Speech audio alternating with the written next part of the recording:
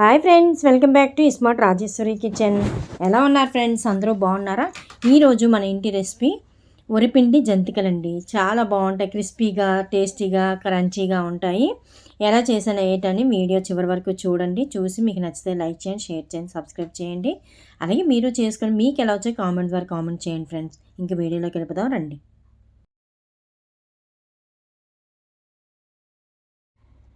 ముందుగా ఒక కప్పు బియ్యం పిండి తీసుకుంటున్నాను అండి. ఏ కప్పు అయినా పర్వాలేదు. ఇప్పుడు ఇందులో తగినంత సాల్ట్ వేసుకోవాలి. అలాగే అర స్పూను వాము వేసుకోవాలండి. ఇలా నలిపి వేసుకుంటే మంచి ఫ్లేవర్ వస్తుంది. నెక్స్ట్ ఎండుమిర్చి పొడి చేసుకొని నేను వేసుకుంటున్నాను అండి. పొడి కారం ఇంట్లో ఉంటే వేసుకోవచ్చు, పొడి కారం లేదని ఇలాగ ఎండుమిర్చి మిక్సీ పట్టి ఒక స్పూన్ వేస్తున్నాను. తర్వాత ఒక స్పూన్ నువ్వులు వేయడం వల్ల గుల్లగా టేస్టీగా చాలా బాగుంటాయండి. తర్వాత 2 స్పూన్లు ఆయిల్ వేసుకొని మొత్తంగా కలిపేసుకొని నూనె బాగా రఫ్ చేస్తూ పిండికి పట్టించాలి. చూసారు కదా, ఇలా రఫ్ చేస్తూ ఆయిల్ పట్టిస్తే చక్కగా క్రిస్పీగా గుల్లగా వస్తాయండి.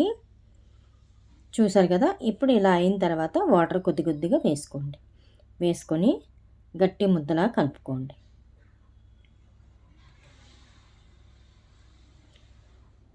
చాలా బాగుంటాయి ఫ్రెండ్స్. ఇప్పుడు మనం ఇందులో శనగపిండి కానీ మినప్పప్పు కానీ ఏమీ వేయనవసరం లేదు.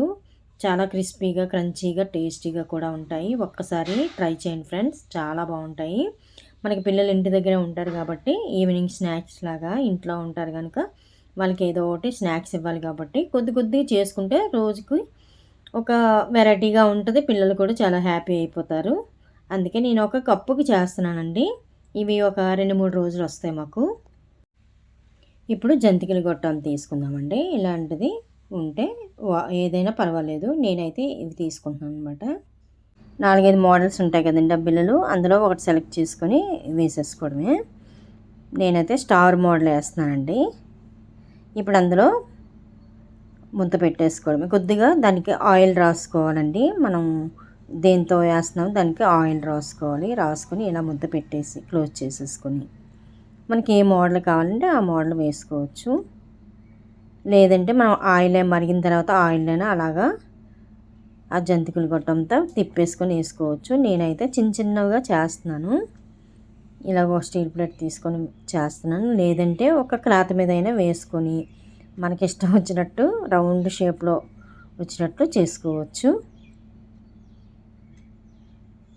చూసారు కదా, ఇలా బ్రష్ చేస్తే మనకి ఏ మోడల్ కావాలంటే ఆ మోడల్. నేనైతే రౌండ్ షేప్లో చేస్తున్నానండి. రౌండ్ రాలేదనుకోండి, జంతికలు కదా, ఎలా చేసినా జంతిక అయిపోతుంది.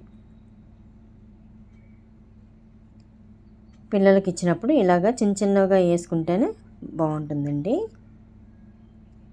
ఇలా క్లాత్ మీద కూడా వేసుకోవచ్చు. క్లాత్ మీద అయితే ఇలా ఈజీగా తీసుకోవచ్చు.